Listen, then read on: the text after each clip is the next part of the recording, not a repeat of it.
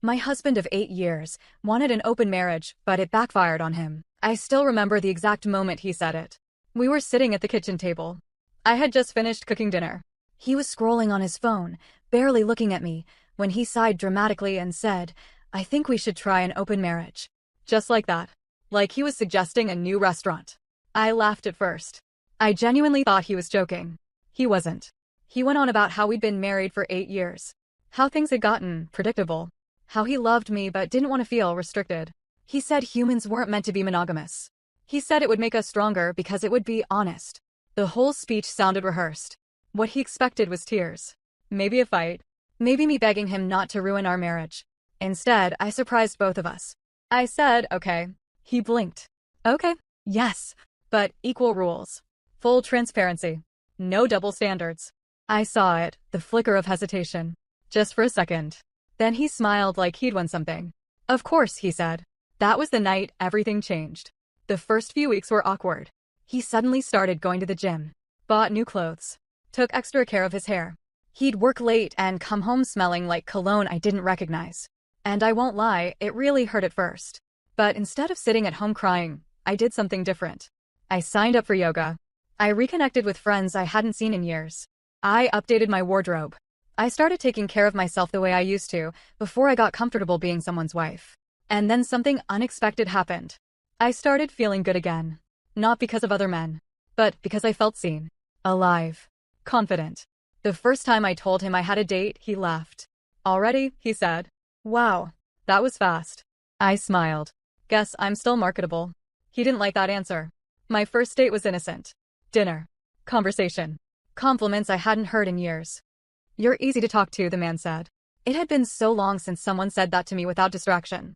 When I got home, my husband was sitting on the couch, lights off, TV muted. "How was it?" he asked too casually. "Nice," I said. That was the first crack. By the third date, the tension in the house was suffocating. He started asking questions. "What time will you be back? Who is this guy exactly? Are you sleeping with him?" I reminded him of the rules. Equal freedom. Total honesty. No double standards. He suddenly had a problem with the rules he helped create. Meanwhile, his own adventures weren't going as planned. Turns out, women aren't lining up to date a married man with complicated arrangements. He got ghosted.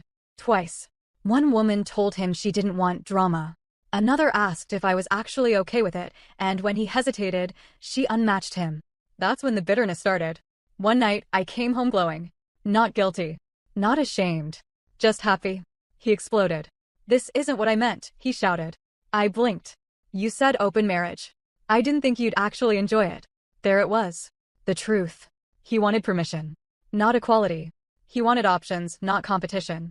He thought I'd stay the safe, loyal wife while he tested the waters. He never imagined the waters would welcome me better.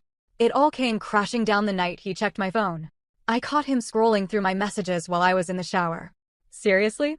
I asked, grabbing it from his hands. "You're humiliating me," he yelled. "By following the agreement you suggested? Who set up that system?" He had no answer. Just anger. And continued to say I was being easy, since no one would want me that much. That hurt, but I knew he was bitter. A week later, he sat me down at the same kitchen table where this all started. "I want to close the marriage," he said quietly. "Why?" I asked. "Because I made a mistake." I studied him carefully. For the first time, he didn't look confident. He looked insecure. Small. "You didn't make a mistake," I said calmly. "You just didn't think I had options." Silence. "I love you," he added desperately. And maybe he did. But what shattered wasn't love. It was control. What he never saw coming was the open marriage didn't destroy me. It woke me up. It reminded me I had value outside of being someone's wife. And once he realized that, you can't unknow it. He thought he was opening the door for himself. Instead, he opened the door for me to see that I didn't have to stay in a room where I was underestimated. Now he's begging for exclusivity. And I'm the one deciding what I want. Funny how that works. After weeks of him begging to go back to normal, I finally asked him a simple question. If no one had wanted me, would you still want to close the marriage? He didn't answer right away. Because he just wanted to cheat without consequences or feeling guilty. Because this was never about growth. It was never about honesty. It was a power move. He thought I'd stay safe. Predictable.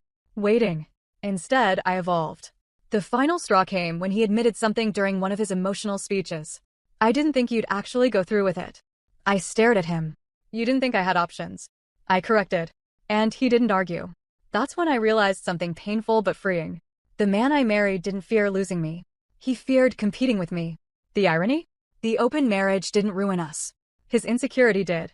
Because once I saw how quickly he folded when the power dynamic shifted, I couldn't unsee it. The confidence I gained? Real. The attention? Nice, but temporary. The clarity? Permanent. I started asking myself questions I had ignored for years. Why did he feel entitled to explore but shocked that I could? Why did he need validation from strangers but resent me for receiving it? Why? The answers weren't pretty. Last week, I made my decision. I told him I wanted a divorce. He cried. Actually cried. Said he didn't mean for any of this to happen. Said he loved me. Said we could go to counseling. Said he'd never look at another woman again. And maybe he means it now. But here's the thing. I don't want to be chosen out of fear. I don't want faithfulness because he lost the competition. I want someone who never needed to test the waters to appreciate the ocean they had. And I realized I would rather be alone than be someone's safety net. We're separating. It's quiet. Civil. He moved into the guest room for now. The same house he once thought was too predictable. Now he walks around it like a guest. Funny how that works. He wanted freedom. He just didn't expect it would set me free instead. And the funny thing? I'm not angry. I'm not heartbroken. I'm grateful. Because the worst thing he ever did was accidentally remind me of my worth. And that's something I'll never give back.